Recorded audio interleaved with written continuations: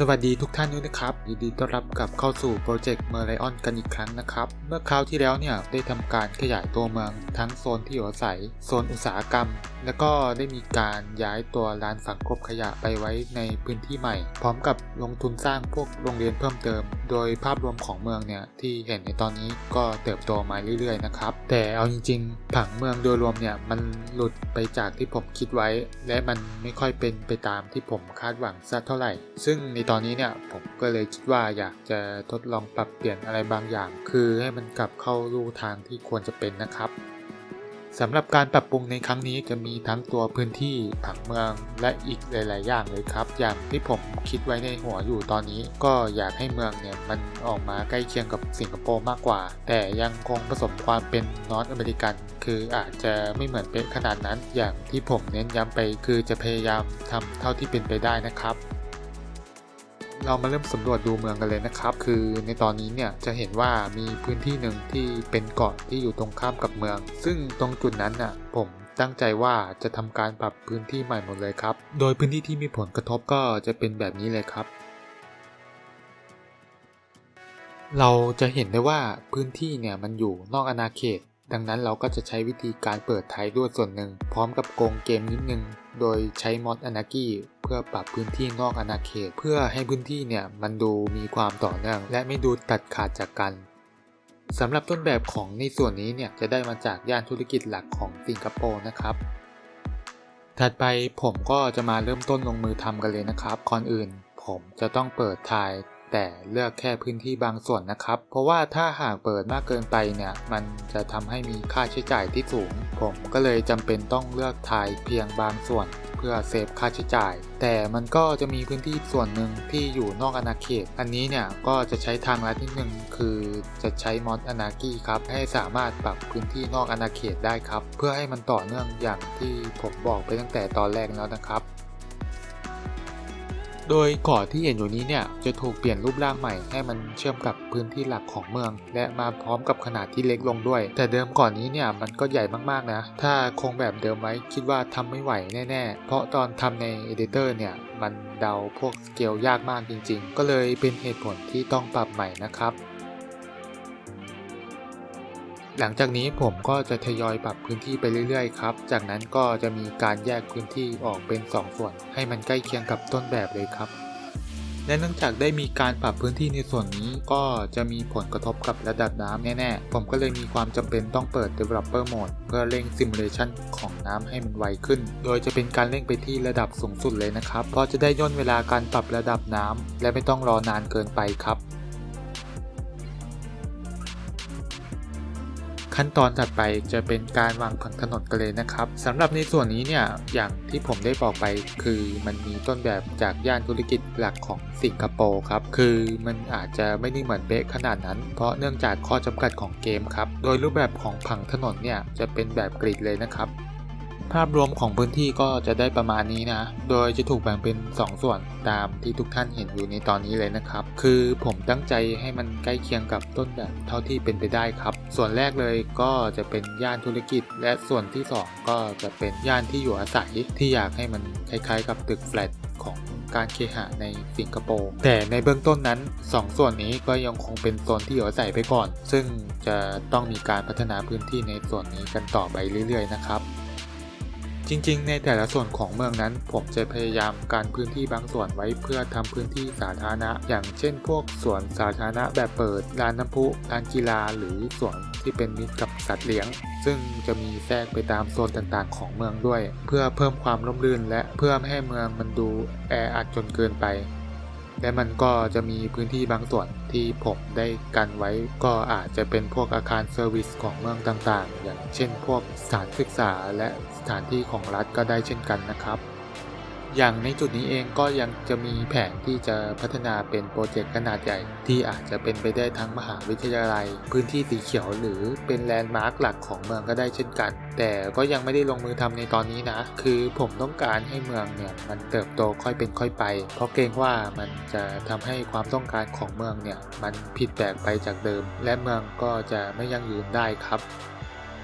และตรงจุดนี้เนี่ยแต่เดิมเคยเป็นสวนสาธารณะริมน้ำครับแต่ตอนนี้ผมก็ได้ปรับเปลี่ยนพื้นที่ตรงนี้ใหม่ให้เป็นโซนที่อยู่อาศัยแบบคล้ายๆกับ HDB ของสิงคโปร์ครับที่ยังคงมาพร้อมกับพื้นที่สวนสาธารณะอยู่แต่ก็มีการปรับเปลี่ยนให้มันเข้ากับบริบทของพื้นที่นั้นให้มากขึ้นครับเอาจริงๆพื้นที่ในจุดนี้เนี่ยมันจะมีความราบเรียบไปเลยนะคือสร้างได้ง่ายไม่เหมือนกับโปรเจกต์อื่นๆที่เคยได้ทำมาก็อาจจะต้องแลกกับความจำเจและน่าเบื่อเพราะมันไม่ได้มีจุดเด่นหรือจุดสนใจครับหลังจากนี้ผมจะปล่อยให้ทุกท่านดูไทม์แลปส์ในการสร้างในส่วนนี้ไปซึ่งในพาร์ทนี้ก็จะมีการทยอยลงโซนพื้นที่พร้อมกับเฝ้าสังเกตการพัฒนาของเมืองนะครับ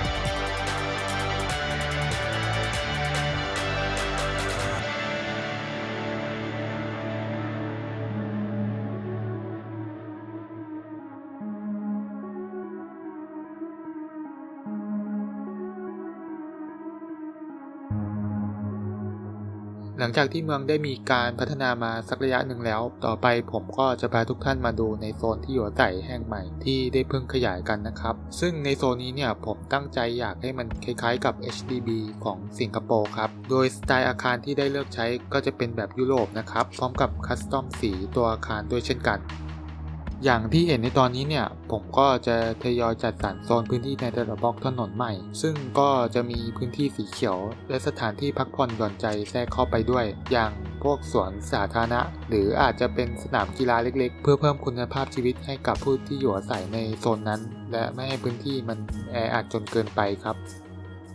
เอาจริงๆผมก็ชอบคอนเซปต์การพัฒนาเมืองของสิงคโปร์นะแบบว่ามีพื้นที่สีเขียวเยอะๆแล้วมันทำให้คุณภาพชีวิตดีขึ้นซึ่งผมก็นำมาปรับใช้กับเมืองของผมด้วยแต่เนื่องจากว่าสวนสาธารณะที่ผมได้ทำไปเนี่ยมันเป็นแบบคัสตอมนั่นมันก็ไม่ใช่สวนจริงๆคือสร้างไปก็จริงแต่ก็ไม่กระทบกับพลเมืองในเมืองของเรานะครับถัดไปผมก็จะมาทำการตกแต่งพื้นที่กันต่อเลยนะครับส่วนใหญ่มักจะเป็นในส่วนของสวนสาธารณะตามจุดต่างๆของเมืองอย่างในตอนนี้เนี่ยก็จะเป็นในส่วนของสวนสาธารณะแบบเปิดริมน้ำนะครับจะมีทั้งการทำทางเดินใส่ต้นไม้และพุ่มไม้ต่างๆเพื่อให้มันดูมีความร่มรื่นแต่ก็จะทำแบบพอประมาณนะครับคือไม่ให้มันรกจนเกินไปครับ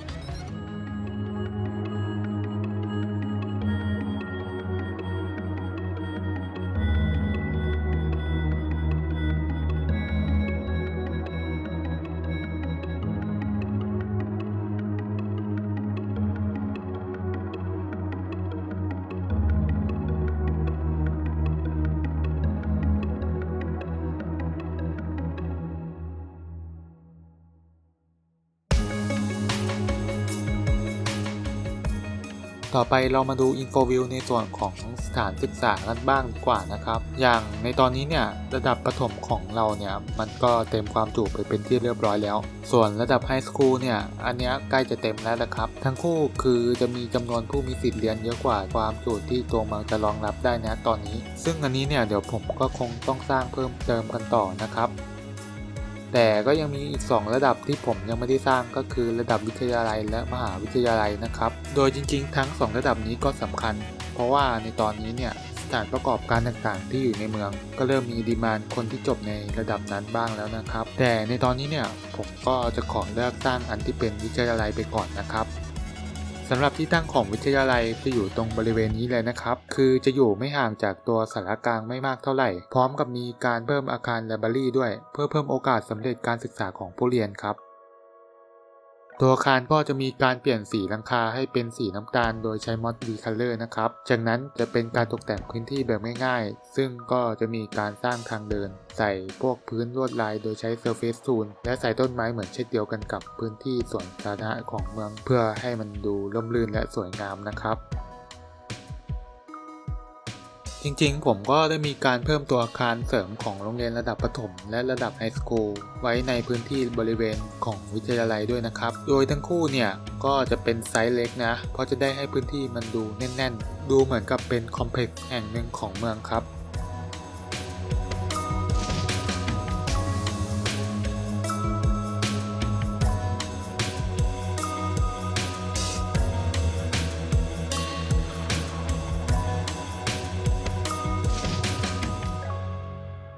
มาที่ส่วนถัดไปกันต่อเลยนะครับผมก็จะพาทุกท่านมาดูการทำทางแยกต่างระดับแห่งใหม่อีกแห่งหนึ่งกันซึ่งตรงจุดนี้เนี่ยจะเปรียบเสมือนกับประตูเข้าสู่ย่านธุรกิจหลักของเมืองที่จะตามมาในอนาคตครับโดยจุดนี้จะได้แรงบันดาลใจมาจากทางแยกต่างระดับเจนเบิร์นที่จะอยู่ในย่านดาวน์ทาวน์ของเมืองชิคาโกครับตัวทางแยกนี้ก็จะเป็นแบบเทอร์ไบน์อินเตอร์เชนจ์ซึ่งสามารถ access ได้ทุกทิศทางและเนื่องจากตัวทางแยกนี้จะใช้พื้นที่ค่อนข้างเยอะคืออย่างที่เห็นในตอนนี้เนี่ยพื้นที่เนี่ยมันมีการโซนนิ่งไปแล้วก็จะทำการรื้อมันออกไปก่อนจากนั้นก็จะเริ่มลงมือสร้างตัวทางแยกกันเลยนะครับซึ่งตัวระดับถนนของไฮเวย์ก็ยังคงเป็นแบบซันเคนอยู่เหมือนเช่นเดิมจากนั้นผมก็จะปล่อยให้ทุกท่านดูไทม์แลปส์ในการสร้างส่วนนี้ไปครับโดยระหว่างนี้ก็จะมีทั้งการปรับพื้นที่ปรับแต่งถนนจากนั้นก็จะเริ่มทำการวางผังถนนและเพ้นท์โซนพื้นที่ในส่วนนี้ใหม่กันอีกครั้งรวมไปถึงทำสะพานข้ามไฮเวย์ไปเชื่อมกับพื้นที่อีกฝั่งหนึ่งของเมืองเพื่อให้พื้นที่เนี่ยมันมีความต่อเนื่องกันครับ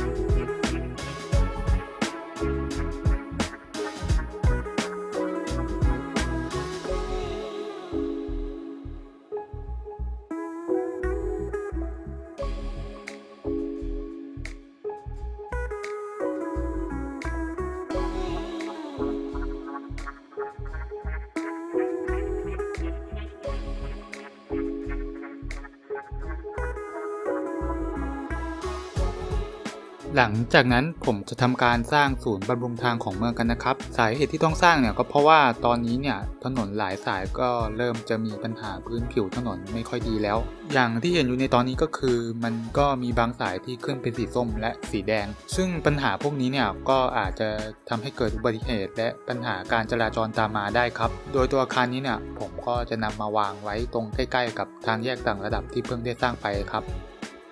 จะเห็นได้ว่าพื้นที่ทั้งสองข้างของไฮเวย์นั้นจะมีการใช้โซนแบบอุตสาหกรรมคือจะเป็นแบบอาคารคลังสินค้าเล็กๆผสมกับโซนที่อยู่อาศัยและร้านค้าหลังจากนั้นจะเป็นการตกแต่งพื้นที่ในส่วนนี้รวมไปถึงส่วนที่เป็นทางแยกต่างระดับที่ได้ทำไปครับจะมีทั้งเพิ่มต้นไม้พุ่มไม้และเสาไฟถนนแบบสูงตามจุดต่างๆครับ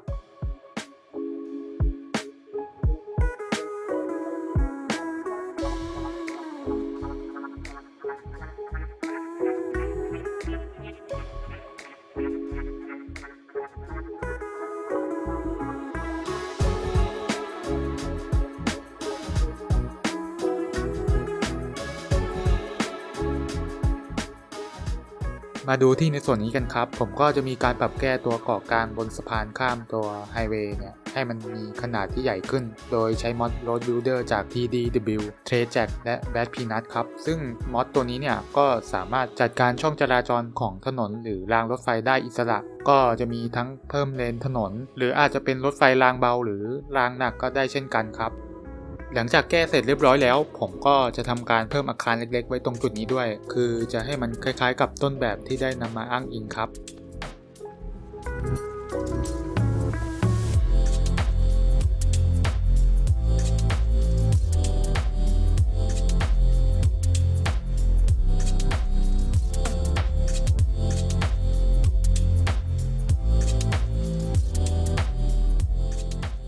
ภาพรวมของเมืองในตอนนี้ก็ถือว่ามีความเปลี่ยนแปลงไปค่อนข้างเยอะอยู่ระดับหนึ่งนะเมืองก็ยังคงมีการเติบโตไปเรื่อยๆส่วนงบการเงินก็ยังอยู่ในเกณฑ์ที่ดีและยังไม่มีการกู้เงินนะครับส่วนที่ผมเคยได้แผนไว้เมื่อ EP แล้วก็ยังติดค้างอยู่นะก็จะเป็นในส่วนของการสร้างเส้นทางเดินรถเมล์และสถานีรถไฟครับซึ่งก็น่าจะเริ่มสร้างได้ในตอนถัดไปก็คอยติดตามกันด้วยนะครับสำหรับท่านใดที่ต้องการติชมหรือเสนอแนะทั้งตัวโปรเจกต์และโปรเจกต์อื่นๆก็สามารถคอมเมนต์กันเข้ามาได้เลยนะครับแล้วก็อย่าลืมกด Subscribe ช่องของผมกันไว้ด้วยเพื่อที่จะได้ไม่พลาดอัปเดตใหม่ๆจากผมนะครับแล้วก็มาพบกันใหม่ในคลิปหน้านะครับบ๊ายบาย